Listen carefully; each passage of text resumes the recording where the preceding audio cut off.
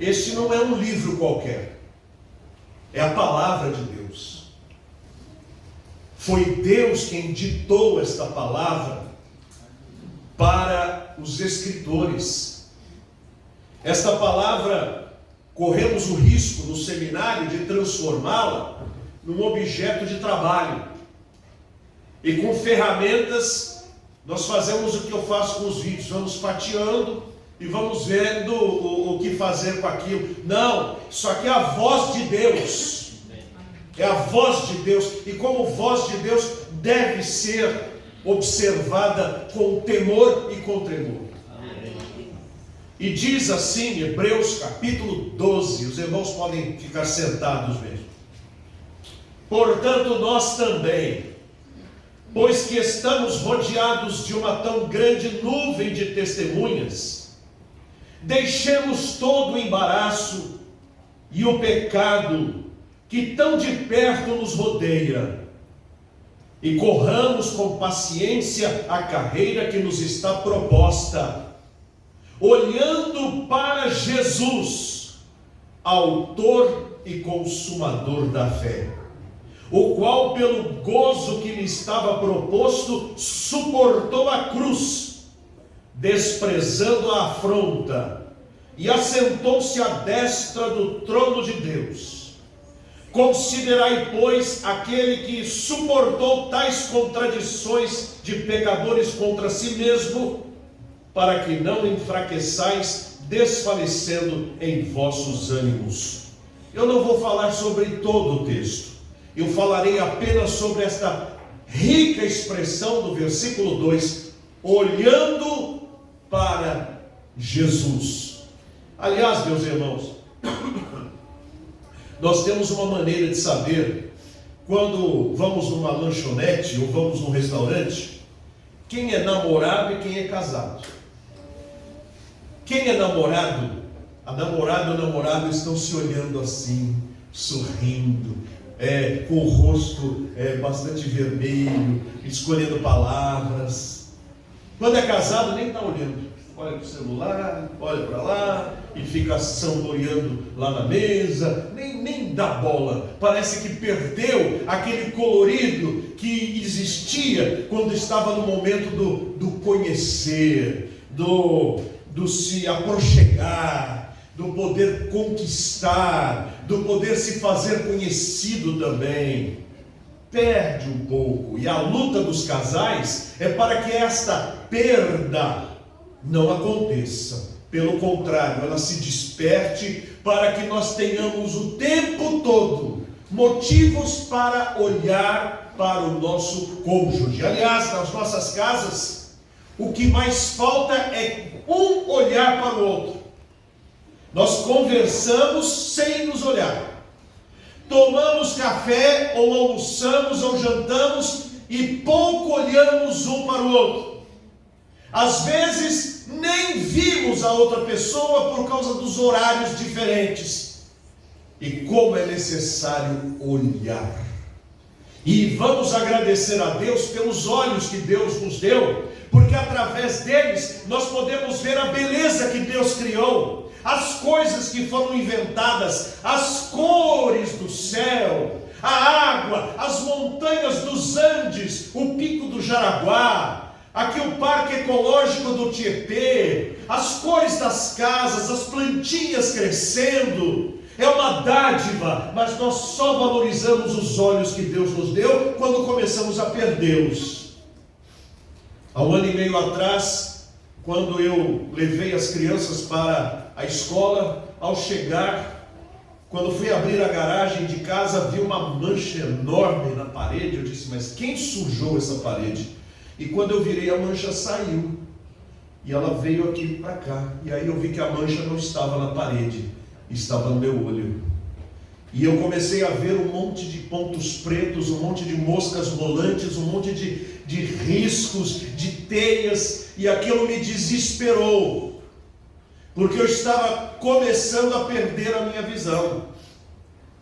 Então fui estudar a respeito do assunto e descobri que não havia o que fazer, porque estas moscas volantes fazem parte de um descolamento. E como foi difícil aceitar esta situação. Diziam alguns que com o tempo isso melhorava. De fato não piorou, mas eu aprendi a conviver com isso. Enquanto olho direto para os irmãos, há algumas coisas aqui que eu não queria que estivessem. Mas Deus preservou o resto da minha vista e eu pude valorizar os olhos que Deus me deu. Portanto, meus irmãos, se não tivermos motivos para agradecer por um dia atribulado, agradeça pelos olhos, porque estes são uma dádiva muito grande que Deus colocou no nosso corpo. Olhar é o que nós fazemos todos os dias, mas infelizmente nós estamos conduzidos para olharmos apenas para uma máquina que manda em nós. Dificilmente se anda na rua, no meio de uma multidão, e 80% destas pessoas não estão com um telefone celular na mão, olhando para a máquina. As pessoas sofrem acidentes automobilísticos porque não olham para a frente. Os motoqueiros sofrem acidentes porque vão conferir o mapa e daqui a pouco batem na traseira de um ônibus. Pedestres atravessam a rua e são pegos porque estão a olhar para uma máquina o tempo todo. Eu sou um homem de tecnologia, mas eu aprendi que a tecnologia não pode mandar em mim. Eu tenho que mandar nela, porque senão ela me absorve e eu me torno um elemento de uma inteligência artificial demoníaca que nos emburrece. Se eu preciso de saber alguma coisa, eu pergunto para o Google e ele me responde. Se eu preciso fazer um texto, há pastores que não preparam mais a sua mensagem. Eles pedem a inteligência artificial para que produzam um texto para eles pregarem. E daqui a pouco escutamos em vários púlpitos a mesma palavra. O Espírito Santo não está na inteligência espiritual, na inteligência artificial. O Espírito Santo está na mente de alguém que foi alcançado pela livre graça do Senhor. Mas se nós ficarmos o tempo todo olhando para a máquina, nós deixamos de viver. Já viram o desespero quando nós saímos de casa, estamos a quarteirões de casa, esquecemos o celular. Ah, misericórdia, o dia não pode acontecer sem o celular. Eu posso esquecer a carteira, posso esquecer o guarda-chuvas, posso esquecer dinheiro, posso esquecer tudo, mas não posso me esquecer do celular. Isso é doença. Nós precisamos olhar. Nós não olhamos mais o pôr do sol. Nós não olhamos mais o verde das montanhas. Nós não olhamos mais as crianças a brincarem. Nós não olhamos mais para a face bonita dos jovens. Nós não olhamos mais para os cabelos brancos dos idosos. Nós não olhamos mais para a beleza dos pássaros nas árvores a cantarem. Nós não olhamos mais para a vida. E está acontecendo hoje que parece que não há mais culto se não tiver isso aqui. Uma tela. Sem tela não há culto. Há igrejas investindo 150, 200 mil reais para comprar uma tela do tamanho da frente da sua congregação, porque sem isso não há culto. Onde nós estamos é o império dos olhos escravizados. Aprendemos que a vida não acontece aqui, ela acontece na máquina. Mas a Bíblia hoje diz: olhar é importante, mas olhar para Jesus. Há igrejas olhando para muita coisa, olhando para os seus projetos, olhando para as suas metas, olhando para o seu patrimônio, olhando para a sua riqueza. Ela olha para tudo, mas ela se esqueceu de olhar para Jesus, que é o dono da igreja. Ela não olha mais para Jesus porque dificilmente ouve falar a respeito dele do jeito que deveria ser. E como é que a igreja deve apresentar Jesus? Do jeito que a Bíblia ensina. Não do jeito que aquele sistema teológico mandou, não do jeito que aquele suposto apóstolo falou, não do jeito que o método mandou aplicar. Não, é a fé simples de quem olha para Jesus. Eu já fui jovem. Não precisa rir, é verdade. Eu já tive cabelos castanhos. Aliás, quando eu nasci, os meus cabelos eram loiros e eu era chamado na minha família de polaco, porque eu sou descendente de italianos por parte da minha mãe e de judeus e portugueses por parte do meu pai. Então, quando eu nasci, eu era loirinho. Depois, o tempo foi passando e o meu cabelo foi ficando castanho. Mas a grande verdade, meus irmãos, é que nós estamos vivendo um tempo em que a juventude perdeu a graça de viver o Evangelho de Jesus como Jesus ensina. A palavra de Deus nos fala que olhar para Jesus é ver as suas palavras e seguir o seu modelo. Como Jesus falava, como Jesus pensava, como Jesus tomava as suas decisões, o que Jesus queria de nós, como ele dizia que nós deveríamos reagir diante das circunstâncias, como que nós deveríamos enfrentar o pecado e enfrentar o mal. As igrejas estão deixando de seguir Jesus para seguir regras e métodos que falseiam a visão, e muitas vezes nós estamos tão distantes de uma comunhão com Jesus que simulamos uma fé que não satisfaz o nosso coração. Eu me lembro quando esse tempo em que eu era jovem, que fui para um encontro de jovens, onde havia 200 jovens cristãos e 100 que não eram cristãos. Era um acampamento Jovens em Cristo. Ali então jogaram bola, brincaram, e à noite havia um culto na capela. Foi todo mundo para a capela, e ao chegar ali, não tinha dirigente, os dirigentes estavam em reunião. Então quem sabia tocar violão foi lá na frente, quem sabia tocar bateria foi lá na frente, quem sabia tocar baixo foi lá na frente, e começaram a louvar a Deus com as canções que eram cantadas naquela época. Quando o grupo de líderes chegou, aproveitou, dirigiu o resto do louvor, e o pregador trouxe-nos uma mensagem muito simples. Mas aquele louvor espontâneo estava tocando tanto em nosso coração, que depois da palavra daquele homem, daquele pregador, ele disse: vamos dobrar os joelhos e vamos orar. Todos dobraram os joelhos.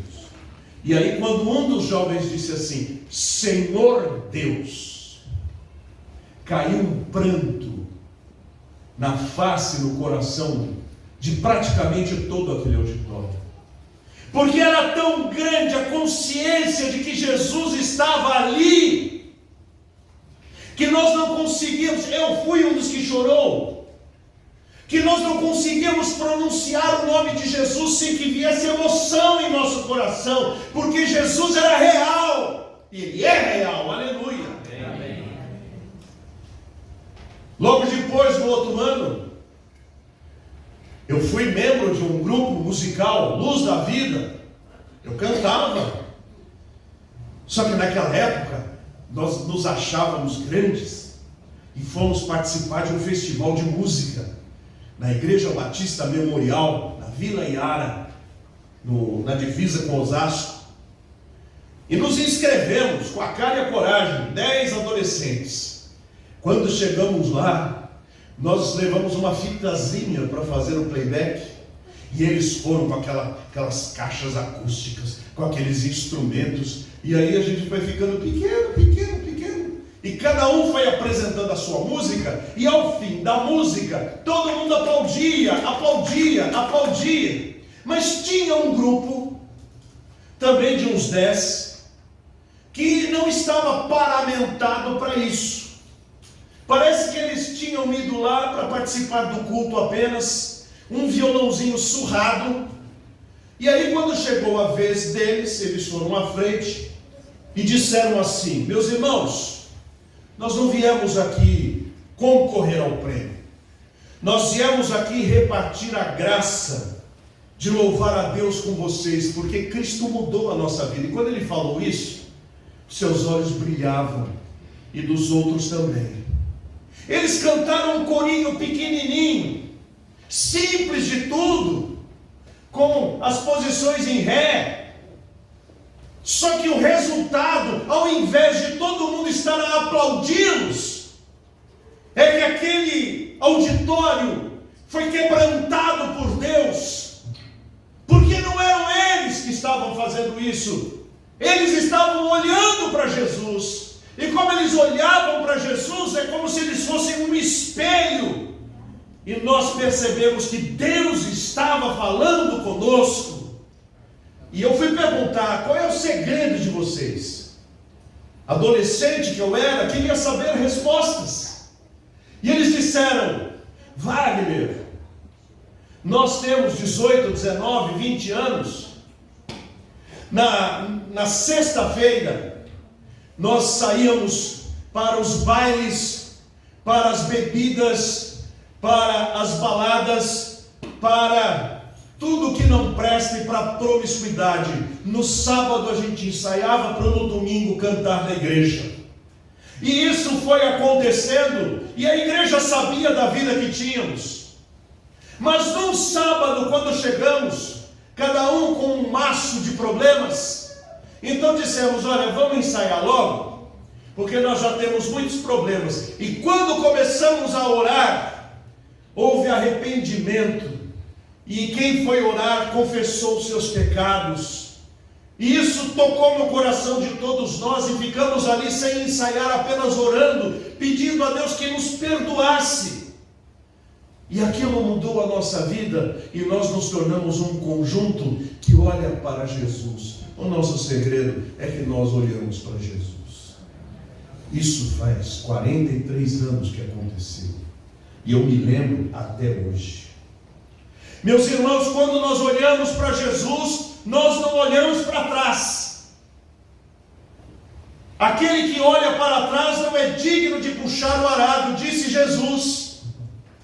Porque quem olha para trás faz o arado que está lá na lavoura entortar, e não faz a leira direito. Quem olha para Jesus não fica correndo atrás do que deixou. Se eu deixei, é para sempre, porque o que eu deixei é pequeno demais para o que eu abracei, que é o céu com Jesus Cristo. Amém. Quem olha para Jesus não olha para a direita nem para a esquerda, não fica procurando defeitos nos outros, ou ao mesmo tempo procurando desculpas para dizer a Jesus: eu não fui fiel, eu não obedeci a tua palavra, eu não orei, eu não li a Bíblia, eu não estive na comunhão com os irmãos, por causa disto. Não! Quem olha para Jesus não tem tempo para isso. Quem olha para Jesus tem forças, olhando para Jesus, autor e consumador da fé. Porque Jesus Cristo nos fortalece. Como disse ele para Josué: sê forte e corajoso, não cesses de falar deste livro da lei. Sê forte e corajoso, disse o Espírito Santo para o apóstolo Paulo, quando ele iria enfrentar o tribunal que o julgaria. E o verdadeiro crente que olha para Jesus, ele ganha forças no meio da fraqueza. Ele recebe descanso no meio do cansaço. Os que confiam no Senhor, diz a Bíblia, renovarão as suas forças, subirão com asas como águias, correrão e não se cansarão, porque nós sabemos em quem temos crido. E em quem é que temos crido?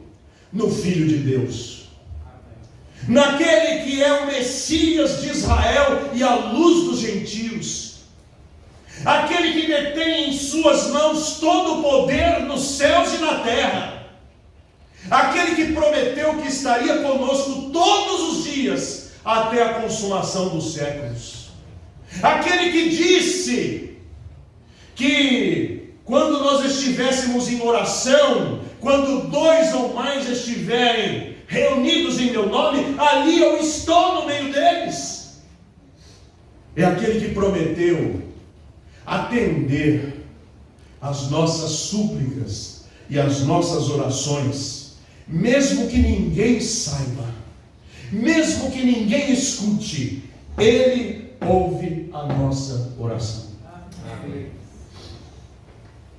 Falava para o pastor Jared sobre uma experiência de que Deus está presente e de que quando nós olhamos para Jesus, quando nós clamamos a Jesus, Ele nos atende. Antes de eu me casar, eu viajava para o exterior. Depois de me casar, agora eu viajo para o interior da minha casa, para cuidar destas joinhas que Jesus me deu. Mas, numa destas viagens eu precisava ir para Portugal e passei pela França. Só que era para fazer a conexão, mas na nossa linguagem, baldeação. Acontece que tiraram as minhas malas do avião que ia para Portugal e me entregaram 2 malas de 32 quilos na França, e eu ainda com uma briefcase, uma malinha de mão, de terno, no aeroporto que tem 3 quilômetros. E ninguém falando nem português e nem inglês, só francês, e eu não entendo nada. E quando vou pegar a minha passagem para Portugal, perdi a passagem.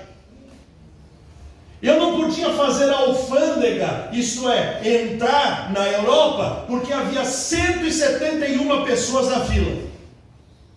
Aquilo ia mais ou menos 3 horas e meia. O meu voo sairia dentro de 2 horas. E eu perdi a passagem e já estava cansado de andar e não ter ninguém que me ajudasse. O que foi que eu fiz? Peguei minha mala, sentei sobre ela e chorei. Eu não tinha mais nada para fazer. Eu não estou na Europa, não estou no Brasil, eu estou no limbo.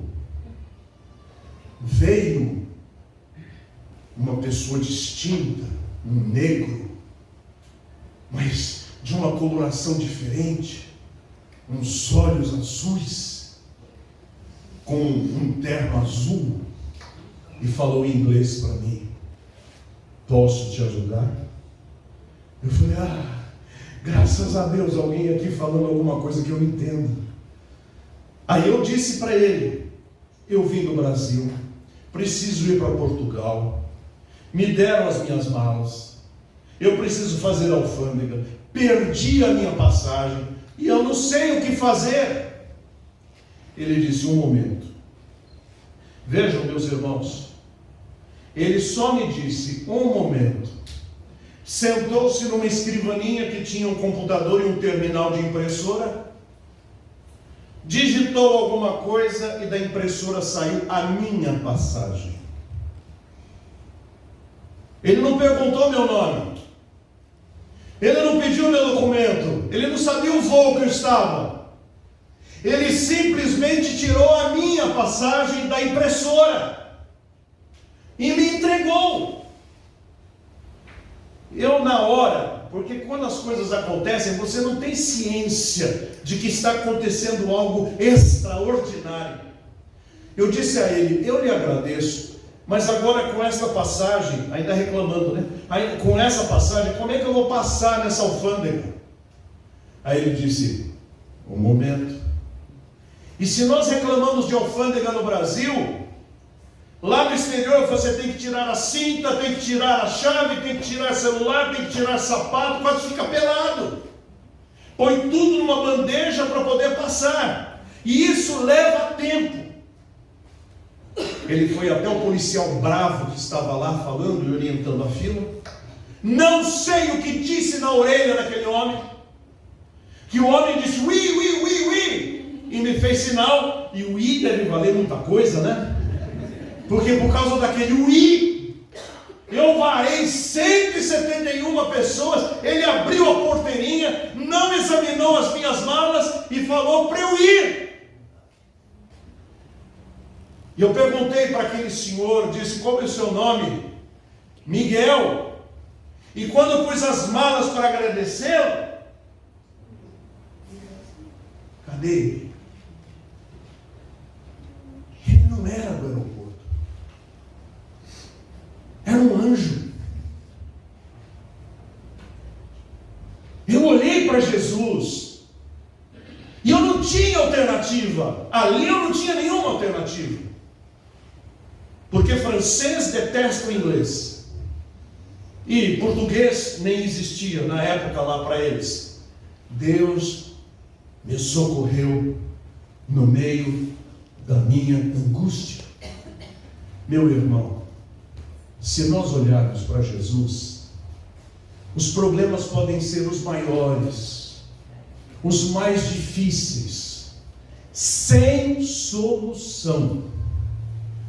Se for da vontade de Deus que nós venhamos a sucumbir por um problema para aprendermos a obediência, que assim seja. Mas se o Senhor quiser estender a sua mão e nos livrar desta crise terrível e problemática, não importam as dificuldades, Ele o fará. Mas é necessário que nós paremos de olhar para trás, paremos de olhar para os lados, paremos de olhar para os falsos evangelhos, voltemos à Bíblia, palavra de Deus, voltemos aos joelhos em terra em oração, voltemos à comunhão verdadeira com Cristo todo dia, e nós vamos experimentar aquele brilho do primeiro amor, que eu mencionei, quando começa a namorar, dá aquela alegria. O crente também, quando conhece a Jesus, está no primeiro amor. O tempo passa e ele perde aquela alegria, nem olha mais para o Senhor. Mas se nós o buscarmos, clama-me, diz o Senhor, se nós o buscarmos, Ele se fará conhecido e se manifestará em nosso coração. Amém. E esta igreja, com a graça de Jesus, olhando para Ele, o autor e consumador da fé, o Messias de Israel, a luz dos gentios, terá força suficiente para continuar a dar o seu testemunho e proclamar a toda a gente que Jesus Cristo é o caminho, é a verdade, é a vida, e que ninguém vem ao Pai senão por Jesus. Amém. Eu espero que com a graça dele, quando sairmos daqui, tenhamos sede de olhar para Jesus, de parar de olhar para os lados e de parar de olhar para trás. Que Deus nos abençoe. Amém. Eu peço, se for possível, se o pastor me permite, que nós abaixemos a cabeça. Talvez Deus esteja falando a algum coração, dizendo: tenho contra ti que abandonaste o teu primeiro amor. Mas o Senhor fala, continuando: olhai para mim e vivei. Se você gostaria que eu orasse por você, porque você quer olhar para Jesus, parar de olhar para os lados e deixar de olhar para trás, eu quero orar por você.